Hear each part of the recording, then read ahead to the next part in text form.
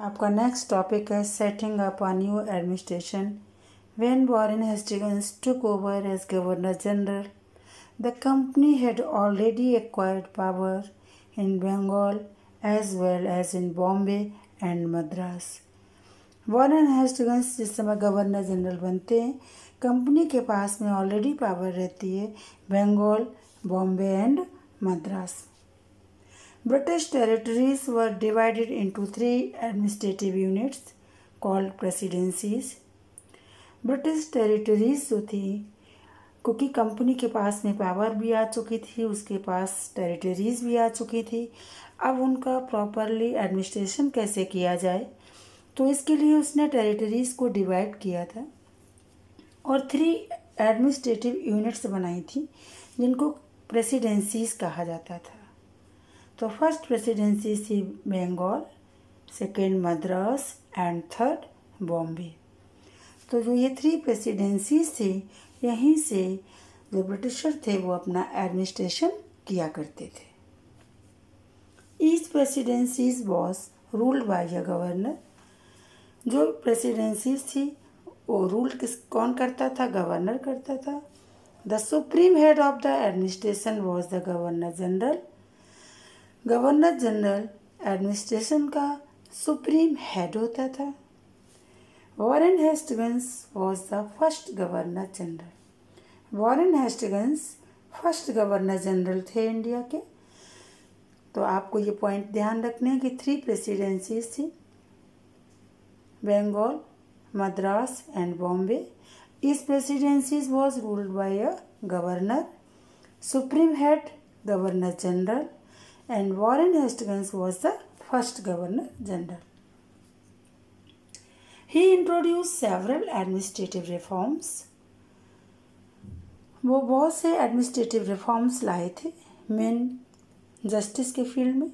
Each district to have 2 courts, a criminal court called फौजदारी अदालत, civil court called दीवानी अदालत।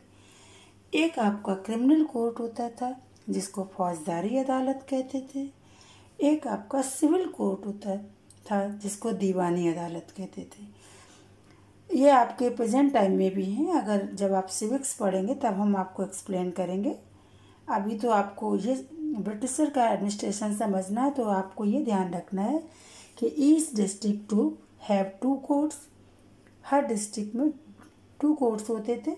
First criminal court जो फौजदारी अदालत, सेकेंड सिविल कोर्ट जिसको दीवानी अदालत कहा जाता था।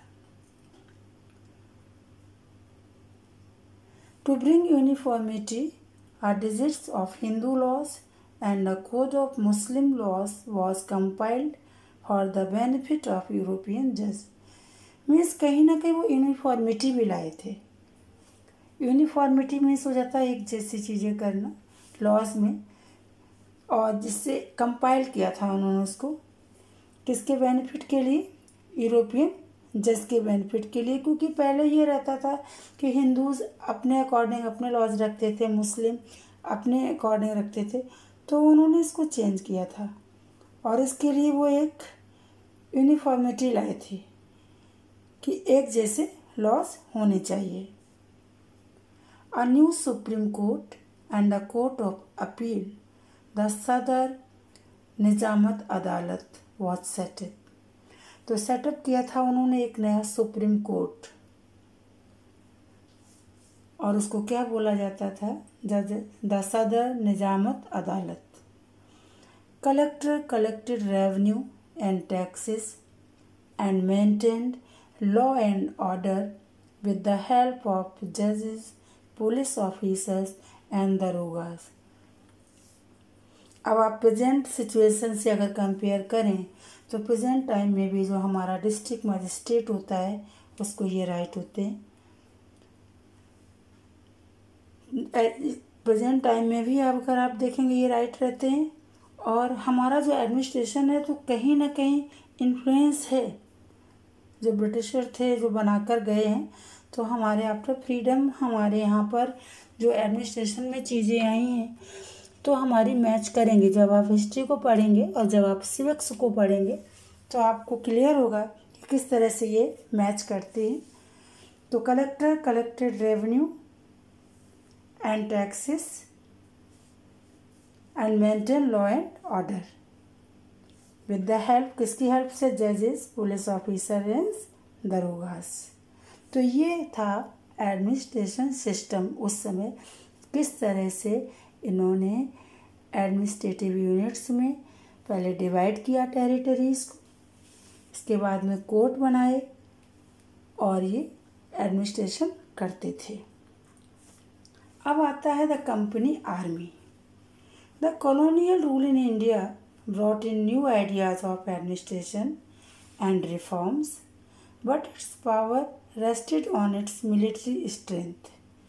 तो कॉलोनियल रूल जो इंडिया में जो था, ये न्यू आइडियाज़ भी आए हैं, एडमिनिस्ट्रेशन एंड रिफॉर्म्स भी हुए हैं, लेकिन इनकी जो आर्मी जो थी, जो उसमें इनके चेंजेस नहीं हुए थे शुरू में। तो जैसे Mughal army mainly compose of cavalry and infantry, soldiers were trend in archery and use of the sword. Means Mughal army कैसी रहती थी? घुड़सवारी रहती थी, पैदल सेना रहती थी, जो सोल्जर्स रहते थे तीरंदाजी उनको आती थी, तलवार, तो मुगल आर्मी में यही रहता था। Company also adopted the same method. तो कंपनी ने भी शुरू में यही सेम मेथड्स अडॉप्ट किए थे। जब वो पीजेंट्स रहते थे, जैसे सिपाही, जब उनको एज ए सिपाही जब वो रिक्रूट करती, रिक्रूटिंग मीन्स होता भर्ती करना, उनको लेना, तो शुरू में कंपनी ने यही मेथड अडॉप्ट किए थे। In the early 19th centuries the British introduced a uniform military culture. लेकिन अर्ली 19th century में उन्होंने इंट्रोड्यूस किया एक यूनिफॉर्म मिलिट्री कल्चर, मीन्स एक जैसा मिलिट्री कल्चर लाए।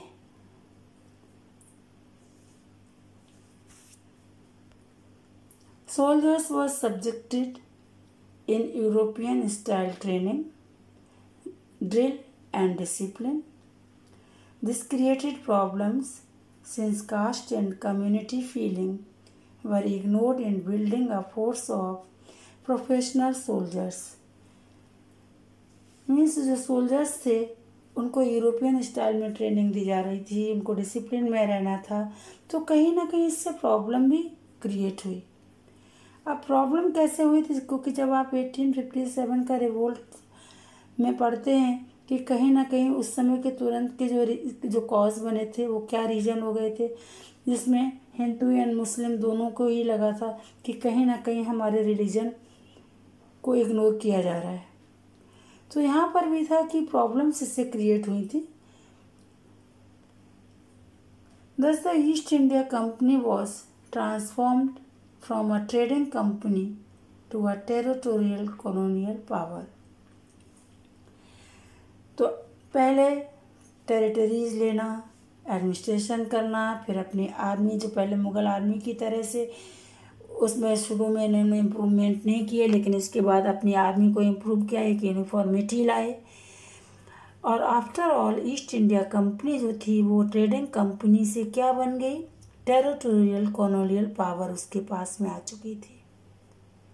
With the arrival of steam technology it took only 3 weeks to reach India from Britain by सी।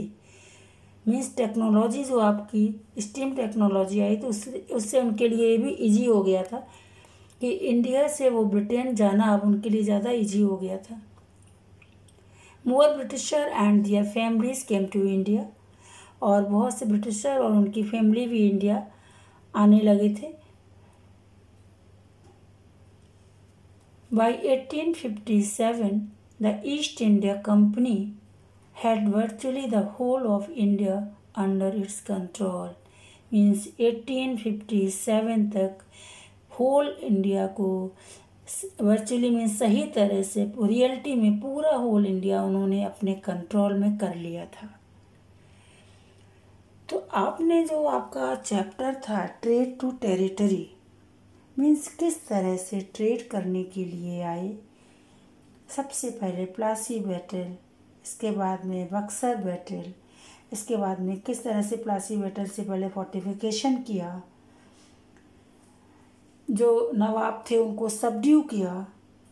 इसके बाद पॉलिसीज़ लाते हैं, टीपू सुल्तान से बैटल होती है, मराठा से बैटल होती है, मीन्स कंटिन्यूअस अपनी टेरिटोरियल का एक्सपेंशन करते चले जाते हैं। तो इसके लिए बेसिक रीज़न क्या रहे होंगे जो इस तरह से ये ईस्ट इंडिया कंपनी जो केवल एक ट्रेड करने के लिए हमारे कंट्री में आई और इसने होल कंट्री को कैप्चर कर लिया। तो कुछ तो बेसिक रीज़न रहे होंगे। तो उसमें से कुछ आपके जैसे वीकनेस ऑफ इंडियन रूलर्स, हमारे इंडियन रूलर्स की भी बहुत वीकनेस थी। और उनकी वीकनेस क्या, जैसे देखिए सब्सिडरी अलायंस में उन्होंने बोल दिया,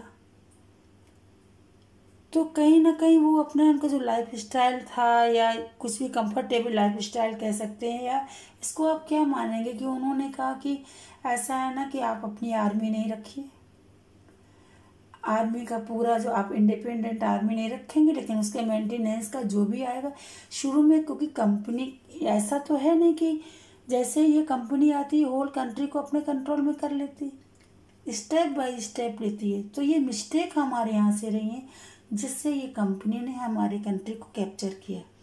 तो फर्स्ट मिस्टेक आपको ध्यान रखनी, वीकनेस ऑफ इंडियन रूलर्स। इसके बाद में second, absence of strong central leadership,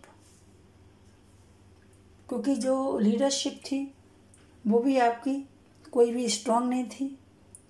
lack of unity, आपस में यूनिटी भी नहीं रहती थी, और इस यूनिटी नहीं रहती थी इसी का बेनिफिट भी लिया गया। There was no unity in the Indian rulers, जो भी इंडियन रूलर्स थे उनमें कोई भी यूनिटी नहीं रहती थी और इसका एडवांटेज लिया। तो ये मेन कॉज थे जिससे हमारे यहाँ पर स्लेवरी की पोजीशन आई। तो बच्चों आपका चैप्टर कंप्लीट होता है, trade to territory. Thank you.